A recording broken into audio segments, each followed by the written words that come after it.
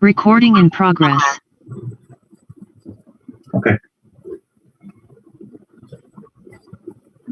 Good morning. Welcome to 𝗬𝗍𝗪 Central Library in Helsinki, in Finland. It is the 7th day of Pixelache Helsinki Festival 2021 through library, and we with the theme of burn. And to this morning's session in Helsinki, but a little bit later in the day in Karachi and in the early evening there in Sydney, Australia, we are going to have a discussion around a shared project which is supported by the Asia Europe Foundation Mobility First initiative under the name of Creativity and Well-being Across 3 Continents. And this project, we are very happy as a partner, Pixelache, in what we believe with our partners, Karachi Biennale Trust in Pakistan and GEM in Sydney, Australia. We find this very important subject, and it's really about the relationship between creativity, artistic practice, well-being and mental health, and how this may relate for all of us in all ages. And for those who are not familiar with our festival here, the festival Pixelache has been around since 2002. And actually, maybe you could say that we're in the 4th generation of membership. The association started the year after the first festival, and it focused in the very early years around electronic arts and subcultures, and created a space for emerging practices, especially in the in-between spaces of art and technology, but included designers and other creative practitioners too, to make a space for things which were hard to describe or didn't yet have a venue or a social gathering to share the curiosities and passions that people had outside of maybe their other working and creative lives. And over the years of the festival, the profile grew thanks to different institutional supports, especially Museum of Contemporary Art, 𝗂𝗪𝗔, which is nearby to actually our library at the moment, and gained in stature, and its early members and founders used their international networks to make connections around the world and inspire people with different issues around open source culture, experimental practice with live audiovisual events like DJing, supporting initiatives in public space around media and technology, and also as time went on, more critical perspectives around ecological subjects, sustainability, economics, and eventually subjects like well-being became a more important feature of our annual or biannual programs. Our membership at the moment is about 15 to 20 active persons, and we have a lot of new members at the moment. So we're going into a phase where we have some younger people getting involved with us. And this project in particular was very interesting as it came to us when we've had a number of younger persons, but also a wish and desire to re-engage with the local youth and think about our programs that we might do in the future with teenagers and young adults. So I'm really happy that we are a partner in this process. So as will be explained, this collaboration that we have is really focused in quite a concentrated time of a month around 4 podcasts. And we are in a situation now where we're about halfway through this process. And our partners in Karachi and in Sydney have already progressed much further than we have here in Helsinki, because the festival obviously has taken up much of our attention and energy. Myself, Andrew Paterson, I'm one of the persons in this project directly, but our production assistant and intern, 𝗿𝗵𝗪𝗏 is the other. And Mathilde at the moment is actually involved in the production processes in another part of this venue, actually outside at the moment. So in the future, we will feature our collaborations and our experiences of the festival and have a discussion later on in maybe a week or so. But I'd like to hand over the virtual floor, so to speak, to actually the Karachi partner first, Ateka Malik, to say how this project started, how it was, where the motivation for this project came from, and what's been done so far on your side. And then after that, we'll speak with our Sydney partners. Thank you, Andrew. I wanted to, first of all, thank Pixelache Helsinki and Andrew and Matilda for enabling us to be broadcast on Pixelache Festival Radio. And actually, the start of this collaboration goes back to 2019 at Karachi Biennale in Karachi, where I had the opportunity to meet both Andrew and Anje in two different contexts. Andrew had come as part of a tour of curators to view the festival, and Anje had actually come for the first youth wellness well-being program that Karachi Biennale had collaborated with 𝗏𝗏, which is Anje's company. And while we were there, we could already see that we have similar mindsets and we want to do more in terms of collaboration. And we were looking at things, and the well-being project went off very well, very well. I mean, Pakistan is 60%, I think, is 18 to 25-year-olds. And without any resources for support for them, when we reached out with this workshop, we had more registrations that we could handle. And given the, given how lazy, not lazy, but how, let's say, not non-participatory attitude of young people these days to initiatives that they don't know about, we still got so many applications, which showed us that, okay, we've hit a nerve here and we want to take it further. So when this opportunity came about, a couple of months ago, I immediately reached out to Anje and Andrew, because Andrew had also seen Karachi and the potential of a cross-cultural collaboration. And I think that this journey just in the last couple of months has shown us how important cross-cultural collaboration is. Because in the last 3 weeks, I actually feel like I've been to Helsinki, I've been to Sydney, even though it's just kind of virtually, but keeping track of time and interacting with everyone and just getting to know people. I realized that, okay, the traveling might have stopped, but here's an opportunity if you have the right people and the right platforms.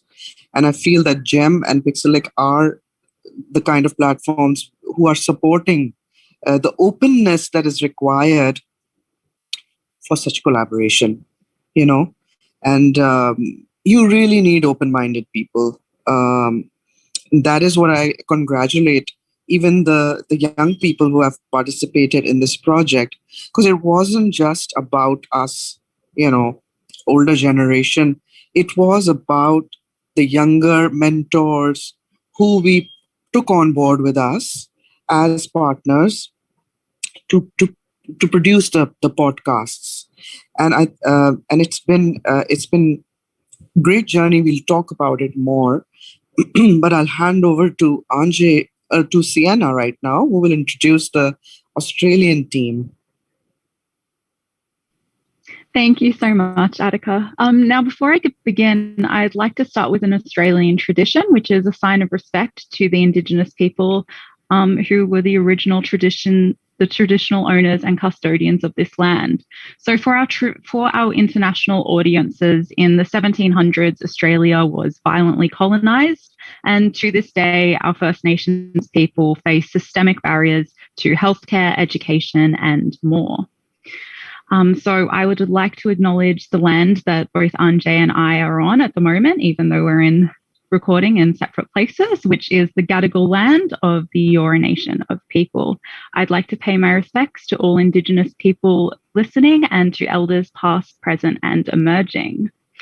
And with that, I have the wonderful honour of introducing my colleague, 𝗪𝗠𝗏. She is a health entrepreneur completing her PhD in Philosophy of Science at the University of Sydney. She is also the founding director of 𝗵𝗀𝐾onnect, which is an organisation focused on delivering initiative arts and wellbeing programs like the one they ran in Karachi that Adhika mentioned.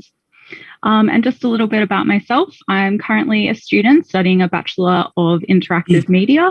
I'm involved in quite a few volunteer programs, such as a leadership Country to Canberra program and also the Youth Activist Series, which is run by Plan International.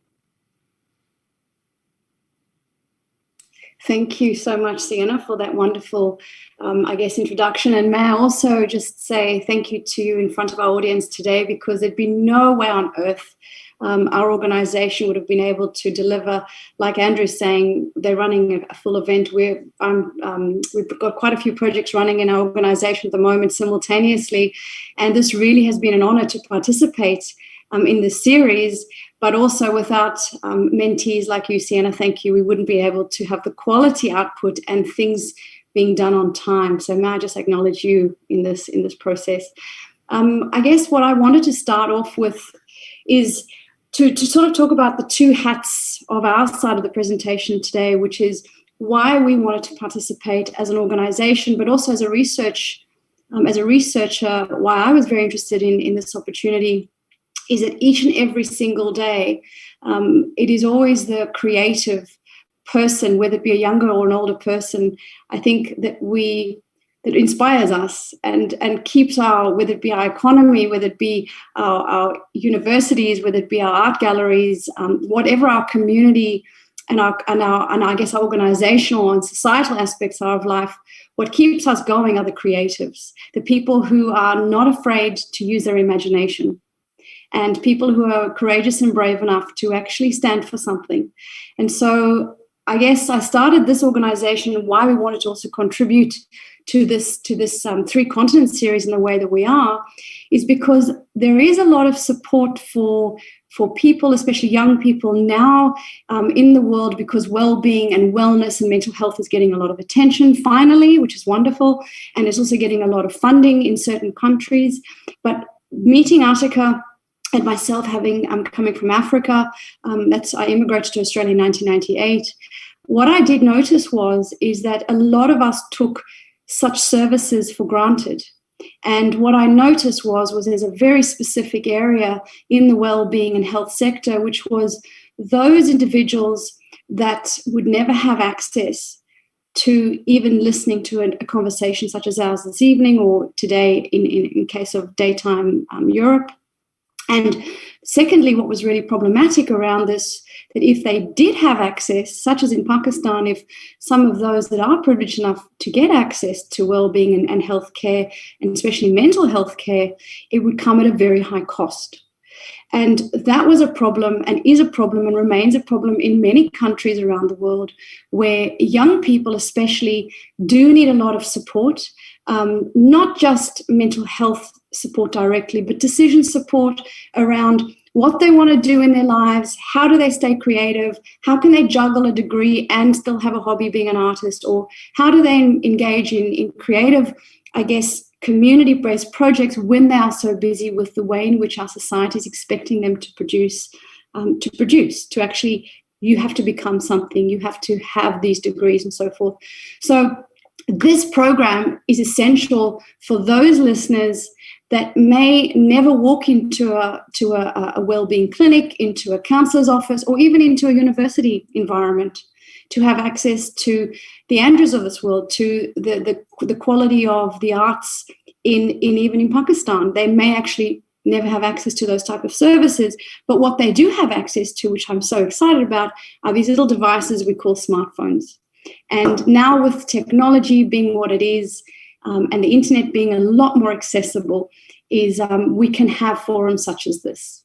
So I thought I would say that was why our contribution, why I jumped at the opportunity for us to be involved in this, was so we could reach as many young people, especially from where we stand with our podcast, as well as our colleague in Adelaide, Dr. Tom Cochrane, who did a music podcast. And I may, if possible, Sienna, give you just a few more minutes just to introduce Tom and Tom's podcast, just for those listeners who may not have known that we actually had another Australian party as part of our Gem Connect team. Of course. So Dr. Tom Cochrane is, as Anje said, a partner with Gem Connect. And this podcast was a collaboration between between Adelaide and Karachi. And Attica was actually present for that entire discussion, which was wonderful. So I actually might pass it on again to Attica. I think you'll have a much more succinct way of expressing it. So yeah, here's where we got really hybrid, right? So we had this podcast being recorded between Karachi and Adelaide, and then it's going to be aired in Helsinki, and technology is going to help us do that. But the conversation was absolutely brilliant because we had two people, one person who's a philosopher but also a musician, Tom, and then we had a young man who's got a music academy in Karachi. And they both seem to be right on sync with each other as far as what they thought music could do for well-being, you know. And they used instruments like Tom had his piano and Faisal brought out his sitar and other instruments, and it's just that. Which affects the human condition, right? Why is it important? Why is it important to us? Why is music? And, you know, it's those kind of discussions that make us go, you know, at the end of the day, it's all about the human condition, right? And whatever differences we have, when we actually get down to talking about these important values that human beings need for well-being, it's actually quite basic. It's quite basic, and you can get as scientific as you want. I mean, Tom has written, I think, 4 books related to music and the mind, and Faisal has written none. You know, but it doesn't matter because they both knew how important. But Faisal is dealing with young kids every day, right? He's reaching out to those kids through the music academy. It's not just about training. It's about, as he explained in his interview, it's about reaching a certain frequency, and that frequency might agree or not agree with you. And then, you know, you use it in different ways. So it's a brilliant podcast, which will be aired later. And this was just one of them. The other one from Pakistan was with a young creative, Chanan, who's an aspiring actor, musician, songwriter, and the discussion was about all the frustrations that he, as a young creative, is facing in realizing realizing that he wants to be a musician or a creative after having studied political science or something, and then what does he see as obstacles to get there?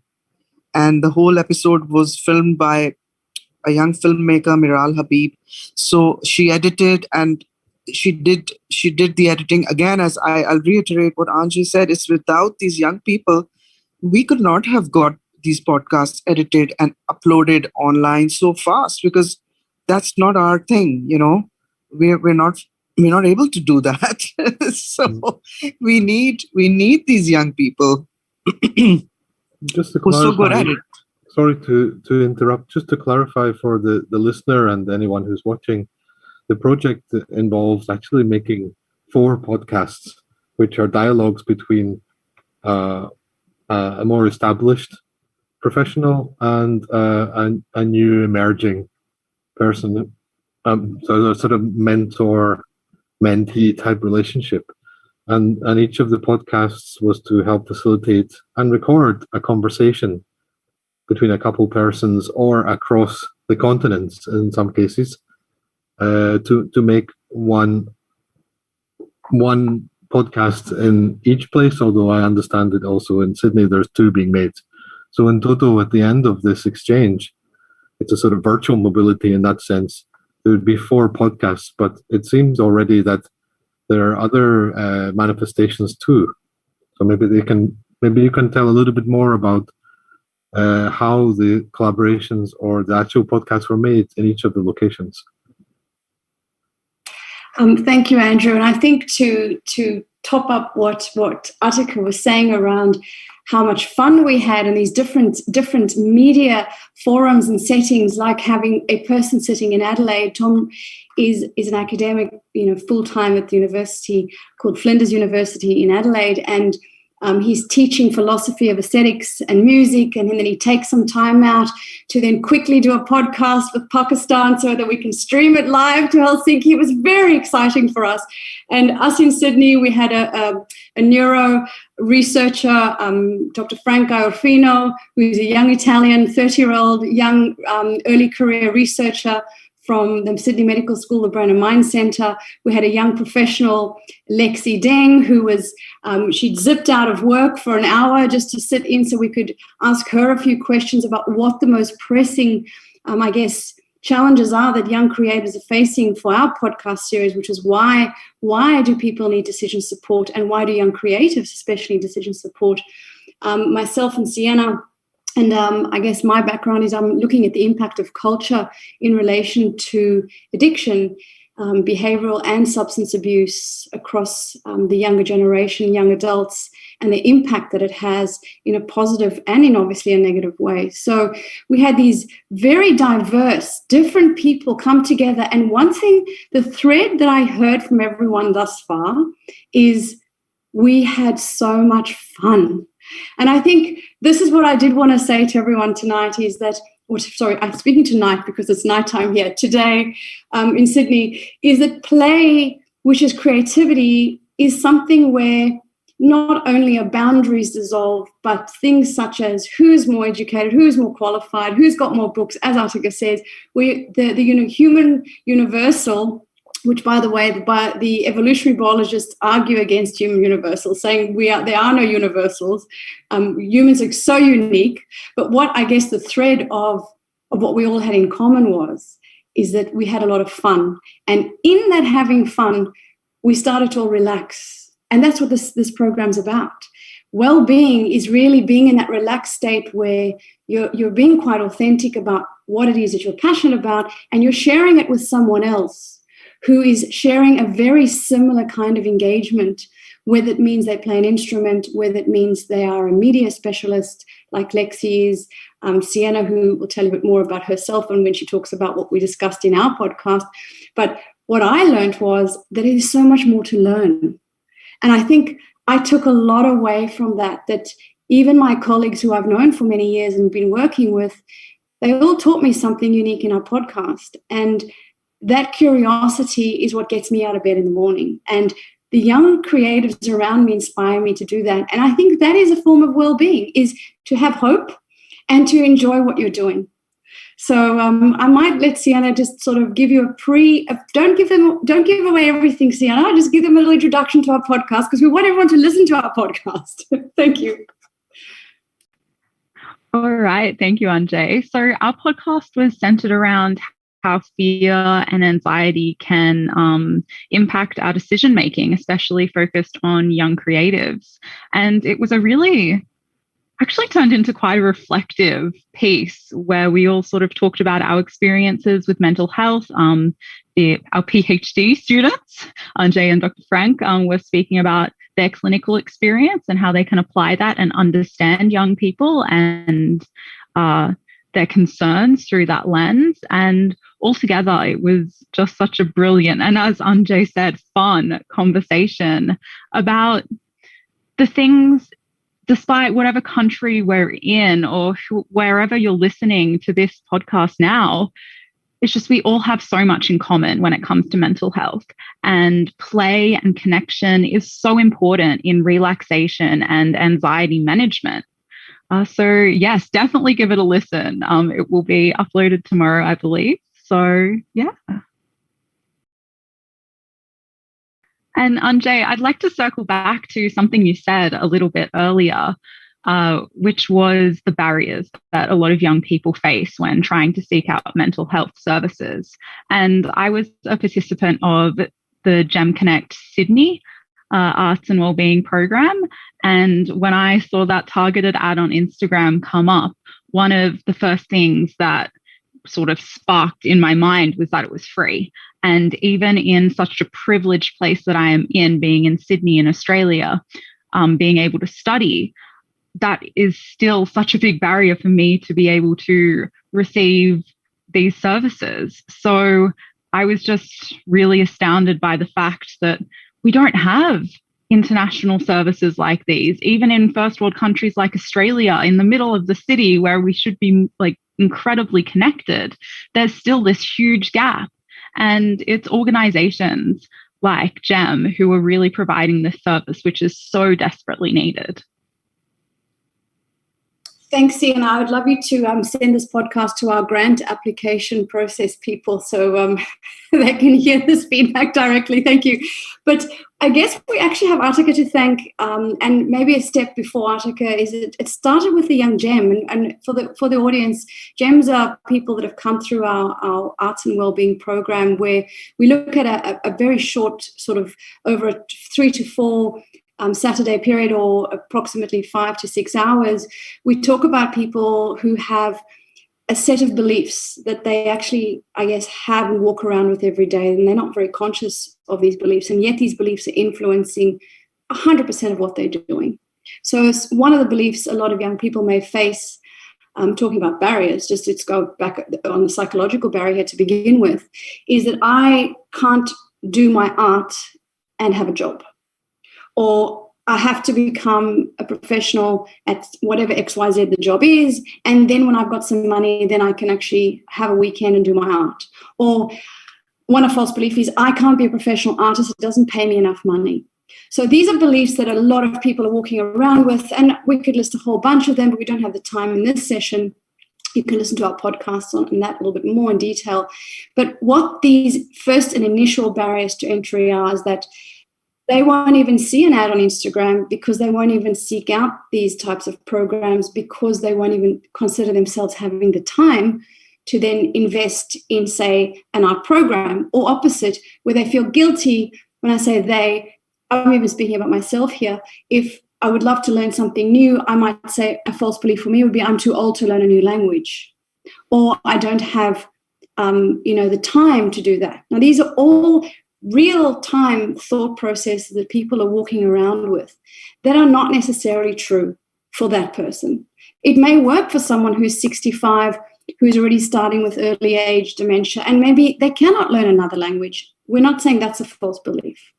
So what Ārtika and this young person that approached me in 2018 mentioned were these barriers to entry were specifically around people who needed support, but they didn't just need the mental health support, they also needed the creative and arts-based training support, where one group wanted to do art but couldn't because they were studying too much, or they had to get a job, or they had to get married and have an arranged marriage and have children. And whereas the other group, where a lot of young men, for example, in Pakistan, struggled with never having conversations around, remember Ārtika, one of our young men who said, I would never, even with my friends, be able to engage with conversation regarding the topic of emotions. So there were all these barriers to entry, let's call them there. That's the first level. And Ārtika and I decided to run this program as a first and foremost to a group of young people that desperately needed both of those services and to combine them. We then realized there was a huge demand everywhere for this. And it really shocked me in Sydney, the numbers we got for this free program, because currently post-COVID, the Sydney City Council, which is part of our state funding system here in Australia, had been giving a lot of grants out to small businesses to actually help boost the economy, to keep the arts going, because no one had the access to go out because of the distancing, the social distancing, and the uncertainty. So in addition to having a lot of programs then starting to run this year, we also then had a lot of free programs running, but never an arts and wellbeing program. And I think that's where we saw a huge demand, that young creatives struggle with all of these things combined. And because of 𝗪𝗃𝗃 and because of the Karachi Biennale that actually had the faith in us to architect, I guess, a program of this nature across a culturally diverse group of people, because we took 5 young Australian coaches with us. So in total, 7 Australian coaches delivered the program to 41 young people. Approximately over 175 people applied for the program. And I now know, because we've had this audience on Instagram for the last 2 years, I can tell you now, 𝗪𝗃𝗃, you better get a bigger venue, because I think we have 100 people who have said we're coming to do the program in Karachi Biennale 2022. So hold on to your horses. And I may let 𝗪𝗃𝗃 sort of go into that a bit more from your side. Thank you.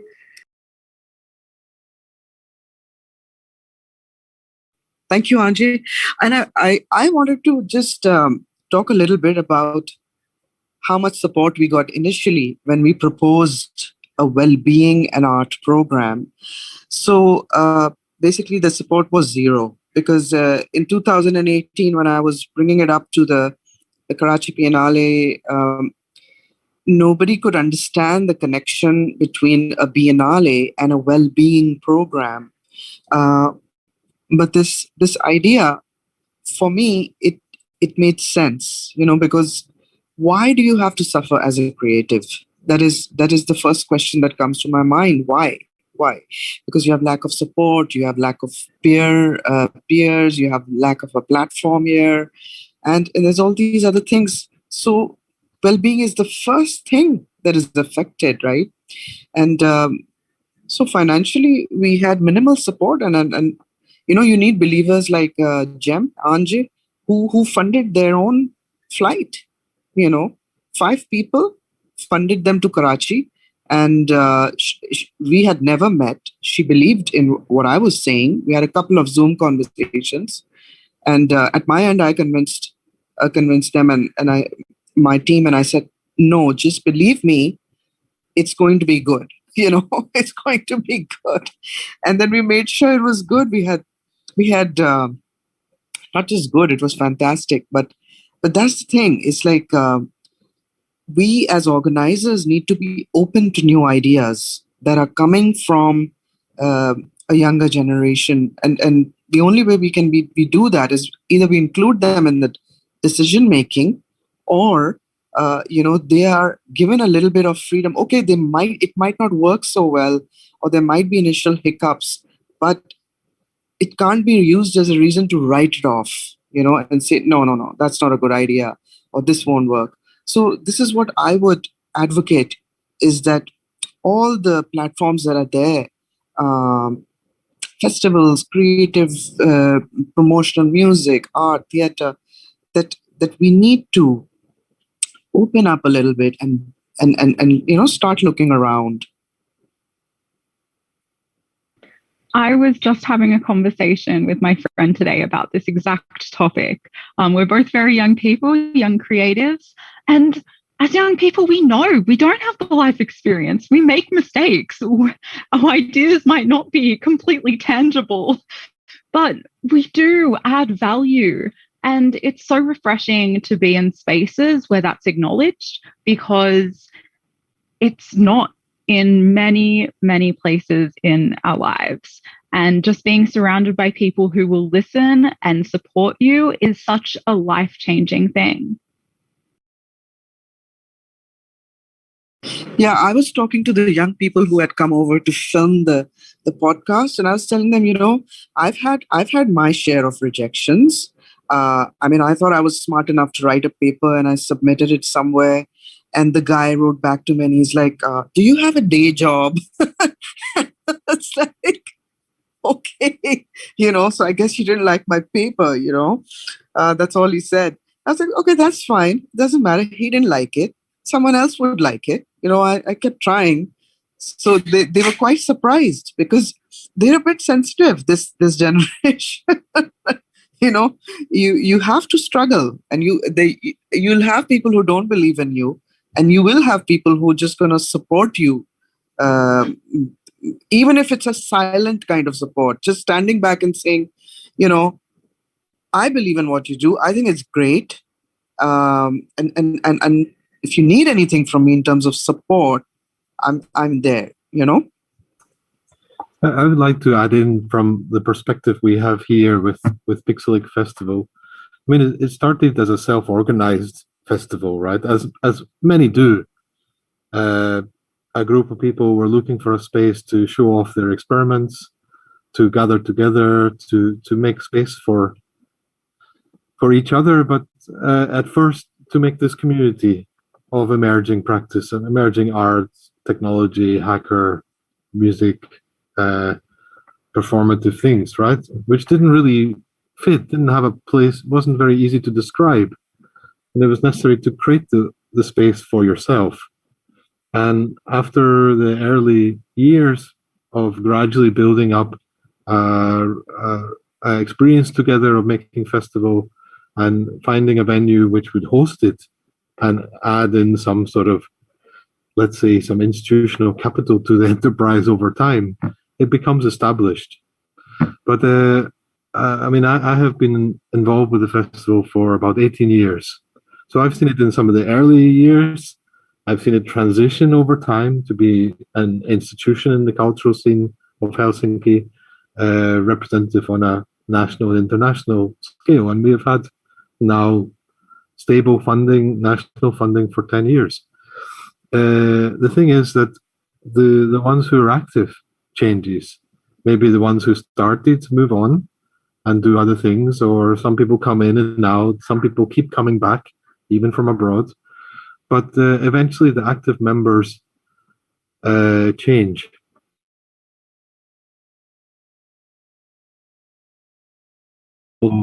How you might pass on the responsibilities, the roles, whether it be a director role or producer role, or find new people to get involved. And it's the sort of social dimension of any organization as a festival is something that needs to be cared for and nurtured also, as well as the individuals finding a space within it to be listened to be open-minded with how they might contribute and how they might take part. Maybe a feature to say is that even though maybe the hybridity of labels at the beginning, where people might not even say they're an artist, they might have, as you said, a day job, and the thing they present in the festival is the thing, right? And they might get respectability in both contexts. Over time, it might be that the established institution that you make together attracts the professionals, or the ones who want to be professionals, and they only have one job in mind, being an artist, for example, right? Or being a VJ or something like this. And but the space that the festival creates for people is more a support community. And what is a fact in our association is that increasingly, and especially in the last 5 or maybe like 8 to 5 years, more people who come from a non-Finnish born background, who have moved to Helsinki as the city internationalizes, its cultural scene internationalizes, and they look for an open-minded space to present their work and their experiments and to establish their career also in Helsinki or in Finland or in the Nordic Baltic region.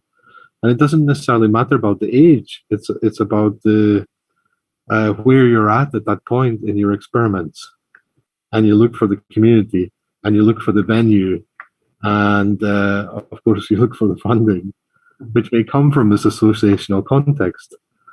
And I say this because the emergence of creativity in whatever you do, and whichever combination of activities, needs a supportive environment. And that is what helps us all continue, no matter whether we are younger, midway through our development, or established. And I think it's important not to just see it as an individualized thing, but it's a socialized thing. And it's necessary not only to create support at an individual level, but also at the social organizational level, so you find the space to do it together. Andrew, I think you're absolutely, I'm so glad you raised this point, because like Artika is saying, keeping these programs alive in countries such as Pakistan, and how, again, kudos to how long you've been able to sustain and then form an institution that has been backed at your level of funding over those 18 years is quite commendable. We all understand in this forum how tough it is to raise any kind of capital, never mind, ongoing, and especially in COVID times. But what I wanted to say to the listeners, especially those that are feeling very trapped, that they too want to contribute, not even necessarily as an individual, but to form part of a community where they want to help in some area, some aspect, whether it be climate change, whether it be just keeping arts in their local little, suburb going. My advice is always this. There are so many like-hearted, not necessarily like-minded people around you, that when you start to share some of your passions and your fears with others, you'll start to notice that as opposed to being trapped by your fears, get together and start something, even if it's just working with, we have a wonderful young gem who is doing dancing with dementia.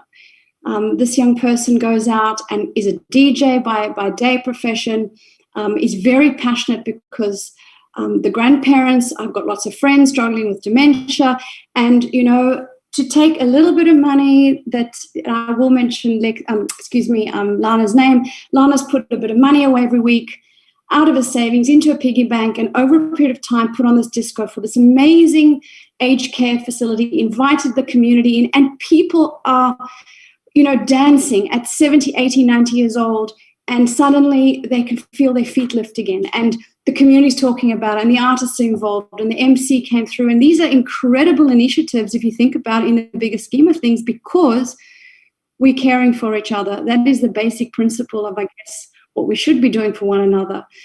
But more importantly, at a more long-term sustainability factor, looking at something that is, financed, whether it be by private funders or government funders, is you do need to tick those boxes, which means how forward-thinking are you? What is your plan?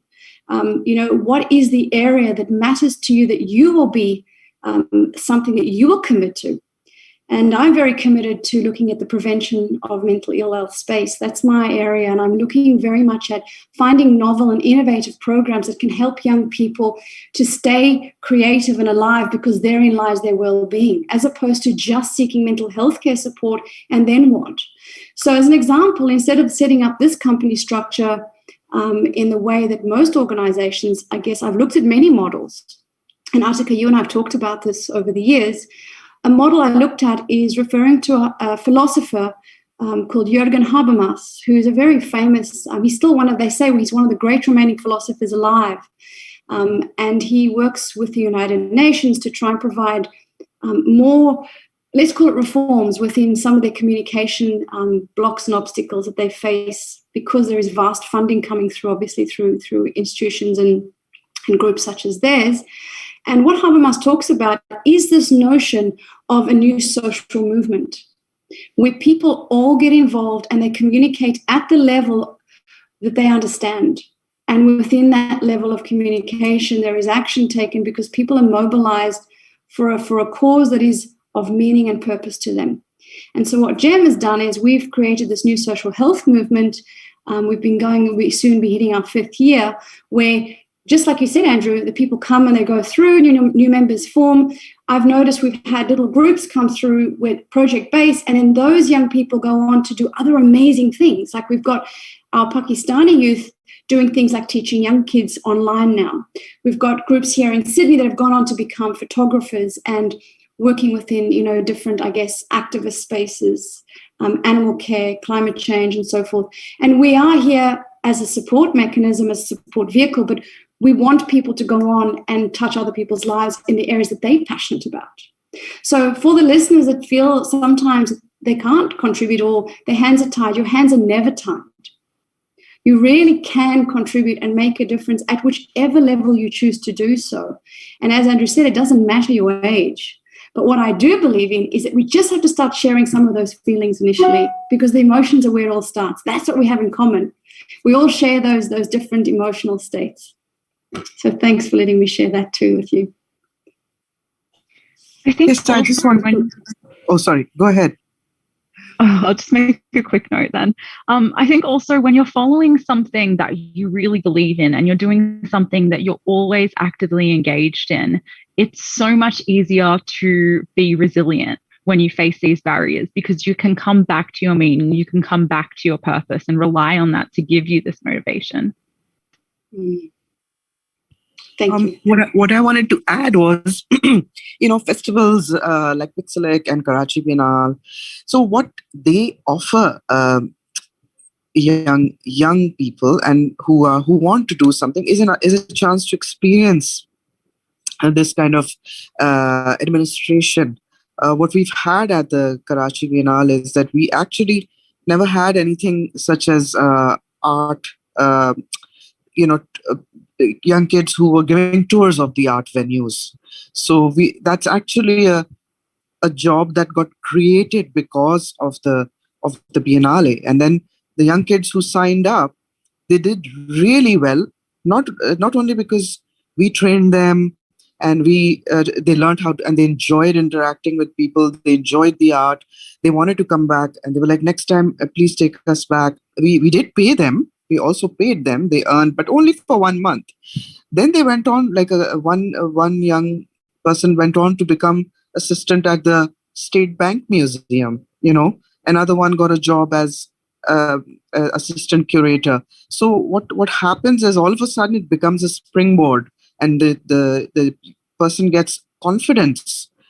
Because they understand how it works. And, you have to be punctual. There are no excuses. You have to deliver.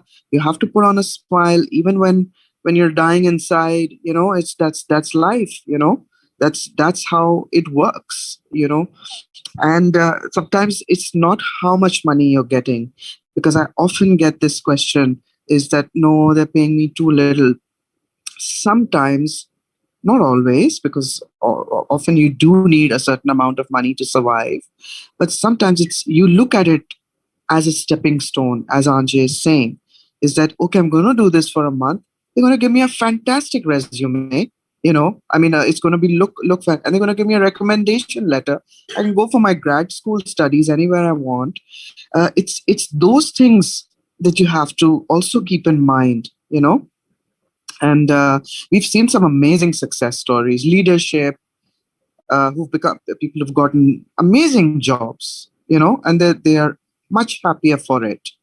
So, Atika, you're so spot on. I mean, even though I'm in my 40s as a woman, you won't believe this. I've worked with young people since they were 17, and they're now turned in their 30s, and they've gone on to have incredible careers and marriage and degrees and children and families. And for us to sit back and look at the trajectory of where they started with, how do I start? Where do I start? And I go, you start here, and then you start here. Like the other day I said to Sienna, have you sent your resume to that person yet? And Sienna's like, I'm very busy. I'm going to do it. I'm like, do it today. Sienna, go. But initially Sienna first came to me and said, do you think I can put my hand up for this intern opportunity when I finish my studies? I said, you're perfect for this role. So of course I went to an art gallery. I saw the owner of the gallery, and I said to the gallery owner, this young person will blow your mind. And the person said to me, get the resume in, right? And that's our role. Our role is to open the doors. But what's so spontaneous about this process is it is through creativity that passion and that curiosity and those opportunities arise. And I do want to tell our listeners and our viewers tonight that it's so important to get involved. And even if you're not in the art scene, and you're a parent listening to this, for example, go to an art gallery. You're going to meet someone who knows something about a painting or something about a musical, and they're going to share and they're going to tell you to read a book. And next thing you know it, you're going to be finding yourself involved in a new hobby. I mean, it really has changed my life, being in the arts and the culture. And the world of culture, which is specifically areas such as Southeast Asia, Africa, I mean, I think I've learned more about color, frequency, sound, emotions through that than through all my other studies through university and through schooling. So I would say to people, embrace the arts, embrace culture. It really is a wonderful, wonderful vehicle to experience life.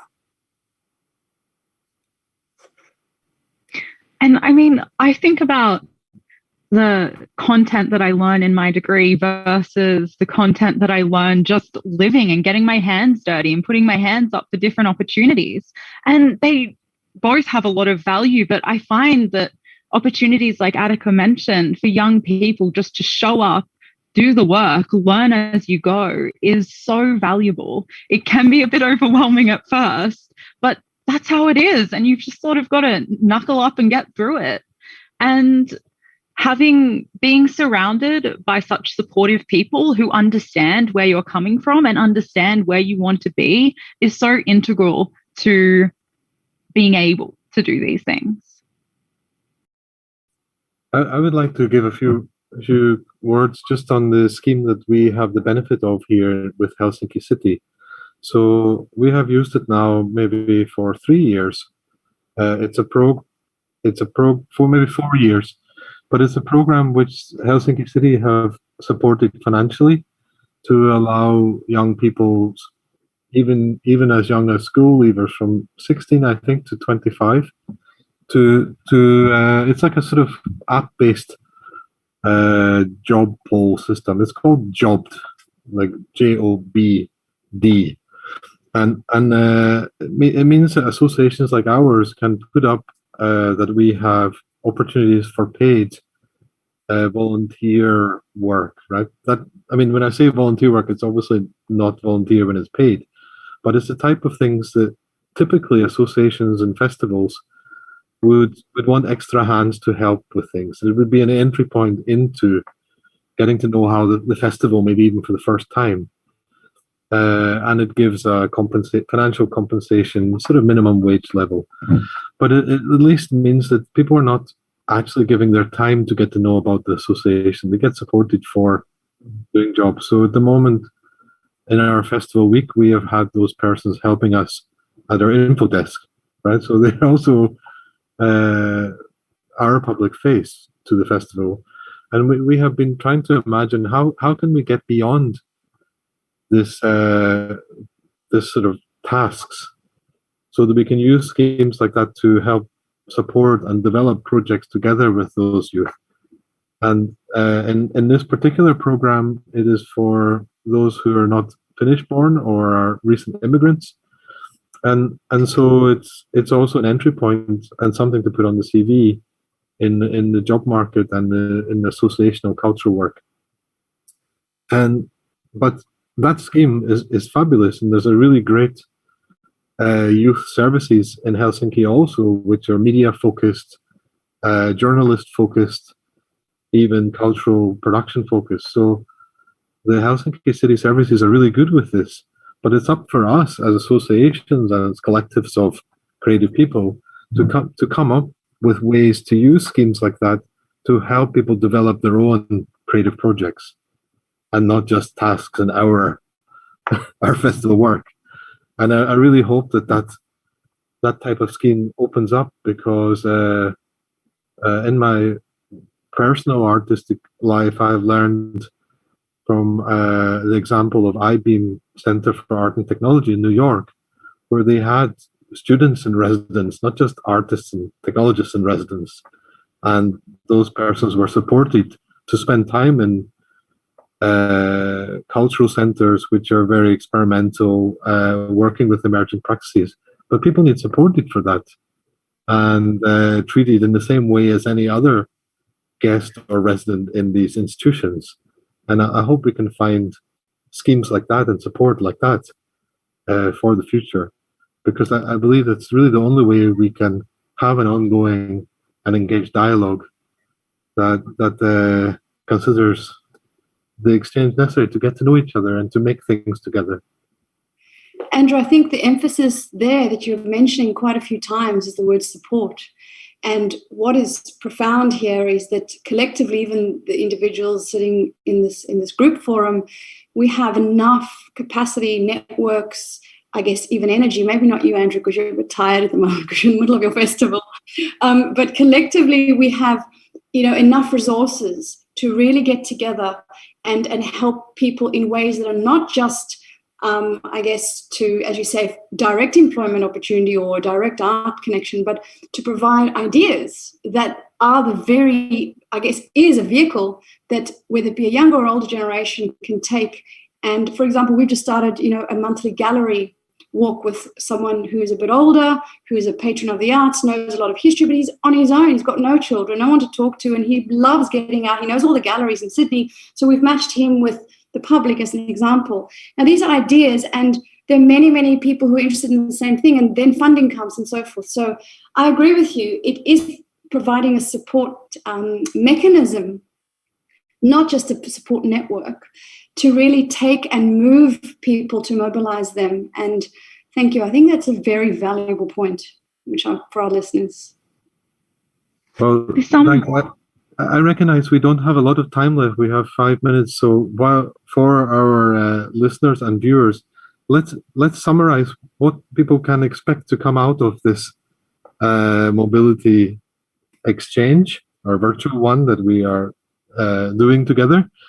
So maybe we can say some words about that, and also where people can find the outcomes of our process and what to look forward to. I think it would be especially good to hear from Karachi first and then Sydney, because for those who will listen to the recording of this, there will be the second podcast right after this when it finishes. So first Karachi, then Sydney.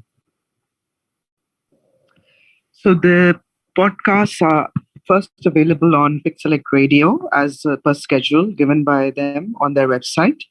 Karachi Biennale has also uploaded a YouTube video of our podcast, which is available on our Facebook page, Karachi Biennale Trust. What we expect further is many more collaborations, because we need these. There are platforms, things that you can help us with that we don't have, and vice versa. So that's what we hope in the future.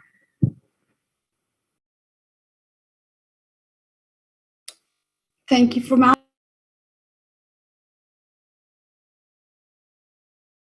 great writer, who without that fund, we wouldn't be sitting here today. So ASEF, the Asia Europe Foundation Mobility First Grant, very grateful for this opportunity for us to all come together in very, very challenging times the world faces itself right now. What we want to achieve for I guess, our long-term vision is to try and get as many young people who don't even think they have a creative bone in their body to really get out there and try. Listen to people's stories. You can go to our website. It's called 𝗵connect.com.au. We're on Instagram. We're @jem_connect. We're on Facebook, Giving Emotions Meaning. You can see our podcast, and you can see the rest of the series on our website as well, including articles. And you'll hear from Andrew and Matilda later on in the month. I think it's the 21st of June, we'll be broadcasting that. I know we're short of time, so all I'm saying to everyone is go out there and pick up a paintbrush, dance to a song, do something, because there's a creative bone in every one of our bodies. Thank you so much. Well, with those closing words, I say thank you for everyone present. Thank you to the listeners. And if you're listening to the pre-recording, stay tuned. The next thing will be creative musically, or please remind Living me of the musically. title. Thank you so much. Hey, have a good afternoon and evening in your respective places. We'll carry on with our festival today. Bye bye, everyone.